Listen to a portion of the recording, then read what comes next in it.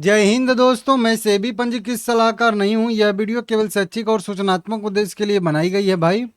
बात करेंगे Vodafone idea के बारे में। मार्केट भी अच्छा है, 160 पॉइंट की तेजी है। वोडाफोन आइडिया में भी 1.5% की तेजी है। 10 रुपये के आसपास यह भी ट्रेड कर रहा है और इंतजार कर रहा है जिस चीज़ का सभी लोगों को इंतजार है, एजीआर के पुनर्गणना की रिपोर्ट के या फैसला का।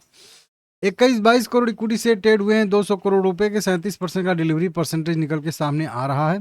कई सारी छोटी मोटी खबरें जो है इसमें आती रहती है। कई सारे रिसर्च प्लान इन्होंने जारी किए हैं।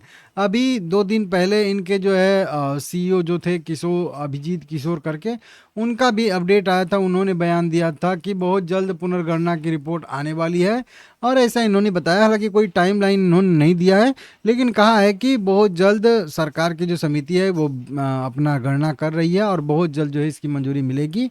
कैबिनेट और बिनेट से भी बहुत सारी मंजूरियां लेनी है। मैं बताया था कि क्या आगे प्रोसेस होने वाला है। तो इसमें इन्होंने कहा है कि उम्मीद है कि बहुत जल्द से जल्द जो है मतलब आ सकती है रिपोर्ट कभी भी। हालांकि अगर डेडलाइन की बात करेंगे तो जून तक का यहाँ पे संभावित समय दिया गया है, तो जून तक का दिया गया है। लेकिन मतलब ये कह रहे हैं कि अनौपचारिक संकेत तो मिले हैं, मतलब इनको अनौपचारिक संकेत मिले हैं कि कब तक ये रिपोर्ट आ जाएगी, लेकिन कोई औपचारिक जो है सूचना नहीं मिली है। इसका ये इंतजार कर रहे हैं। तो मतलब कंपनी वालों को लगभग लगभग अंदाज़ा हो गया है कि इस डेट के आसपास तक हमको जो है पुनर्गणना की फाइनल रिपोर्ट दे दी जाएगी, कितना घटा कितना बढ़ा, क्या हुआ कैसे हुआ। लेकिन वहीं सरकार से भी कई सारी मंजूरियाँ लेनी होती हैं, कैबिनेट से भी मंजूरी लेनी होंगी। तो इस तरीके से तो अभी मैटर फंसा हुआ है। जून तक का अभी भी मतलब बताया जा रहा है कि लास्ट जून तक हो सकता है। तो अभी अप्रैल का लास्ट हो गया, तो मई जून मान के चलिए कि 2 महीना या फिर 1 महीना भी इसको हम कह सकते हैं कि 1 महीने से लेके 2 महीने, क्योंकि जून का लास्ट समय दिया गया है। तो ऐसा जून मतलब बोलने से ये नहीं कि नहीं जून में लास्ट में ही होगा, जून के शुरुआत में भी होगा, तो भी 1 ही महीना बाकी है। ठीक है ना। तो इस तरीके से आप लोग समझ लीजिएगा। तो इसका अनुमान है, अनुमान यही है कि 87,000 करोड़ रुपए का जो टोटल बकाया है, ठीक है ना, 87,000 करोड़ रुपए का। तो उसमें से लगभग लगभग 30% के आसपास लोग अनुमान लगा के चल रहे हैं कि 30% या फिर कह लीजिए 40% तक भी छूट या फिर कह लीजिए पुनर्गणना में कमी टोटल डेट में या फिर एजीआर बकाया में हो सकती है। इस तरीके से 9-27 तो कह लीजिए लगभग 50,000 या 40,000 करोड़ रुपए के आसपास इसका हो जाएगा। ठीक है ना।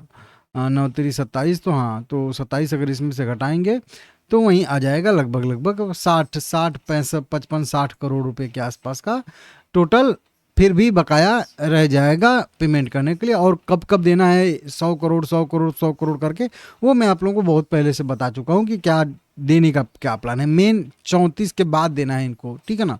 उसके पहले तो थोड़ा थोड़ा ही देना है।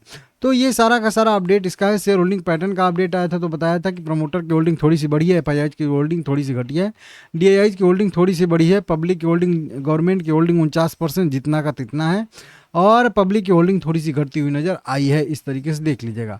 शेयर मोमेंटम तो करा है आज, लेकिन जो रेजिस्टेंस लेवल मैं बताया हूँ आप लोगों को 10 रुपये का, वो रेजिस्टेंस लेवल ब्रेक नहीं कर पाया। जब भी यहाँ से नीचे के साइड में आया था तब भी बताया था आप लोगों को कि ये 10 रुपये वाला लेवल बहुत स्ट्रॉन्ग सपोर्ट है। हर बार यहाँ से मोमेंटम की संभावना बनेगी।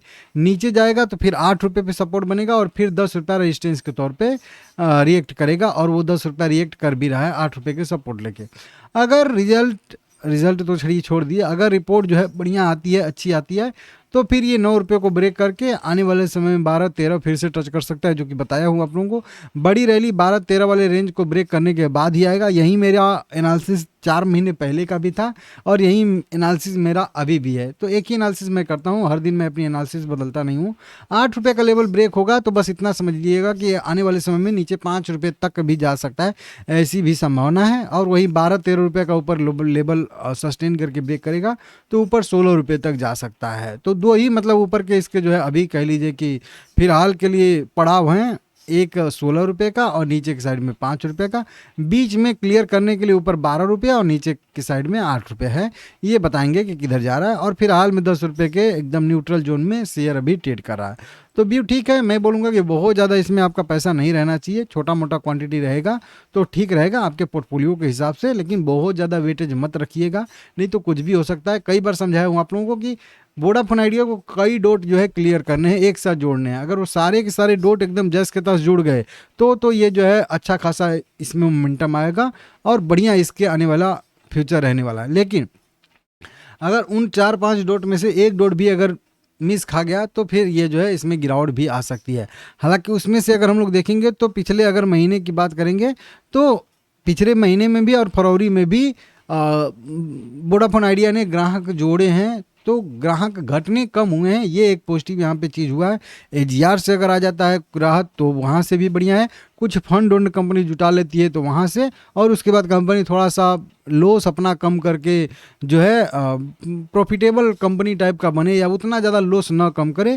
तो ये कई सारी चीज़ें इसको एक साथ करना है, अब देखते हैं कैसे कैसे करती है, ठीक है ना। बाकी ठीक है, छोटा मोटा हिस्सेदारी रख सकते हैं लेकिन बहुत बड़ा अपने पोर्टफोलियो का हिस्सेदारी नहीं रखना है, मेरा पर्सनल व्यू है। तो आप लोग अपने हिसाब से देख लीजिएगा, ठीक है ना। बाकी आगे कोई अपडेट आएगा आप लोगों को बताऊंगा, चैनल सब्सक्राइब करिएगा।